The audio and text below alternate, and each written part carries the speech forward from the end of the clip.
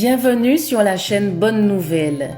La méditation d'aujourd'hui a pour titre « Garder son cœur ». Proverbe 4, verset 23 nous dit « Garde ton cœur plus que toute autre chose, car de lui viennent les sources de la vie. » Amen. Garder son cœur avec diligence est indispensable pour se développer harmonieusement en grâce. Dans le cœur naturel résident pensées malsaines et passions pécheresses. Quand le cœur se soumet au Christ, il faut que l'esprit le purifie, mais ceci ne peut se faire sans le consentement de la personne. Lorsque l'âme a été purifiée, il incombe aux chrétiens de la garder pure. Beaucoup semblent penser que le christianisme n'exige pas l'abandon des péchés quotidiens, ni la rupture avec des habitudes qui retiennent l'âme esclave. Bien que ces gens renoncent à certaines choses que condamne leur conscience, ils négligent de représenter le Christ dans leur vie quotidienne et n'apportent pas dans leur foyer l'image du Christ.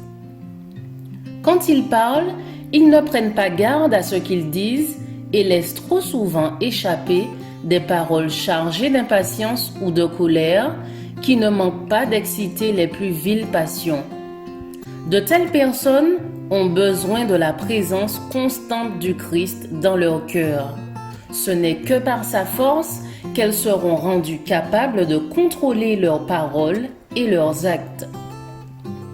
Il semble que ce soit à regret que l'on passe quelques instants dans la méditation, l'étude de l'écriture, la prière. Cela paraît du temps perdu. J'aimerais tant que vous puissiez considérer ces choses du point de vue de Dieu, car vous accorderiez alors la priorité à ce qui concerne son royaume. C'est en maintenant le cœur occupé par les choses célestes que l'on acquiert de plus en plus de force et de grâce pour accomplir ses devoirs.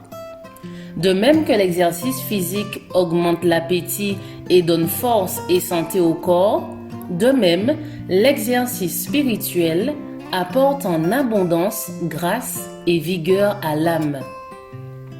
Que cette prière, ô Dieu, crée en moi un cœur pur, soit la vôtre, car le Christ se plaît à demeurer dans une âme purifiée. Or, c'est du cœur que viennent les sources de la vie. Il faut que notre volonté soit soumise au Christ. Au lieu de laisser notre cœur se renfermer dans l'égoïsme, ouvrons-le à la douce influence de l'Esprit de Dieu. Un christianisme vécu répand un doux parfum, une odeur de vie qui donne la vie.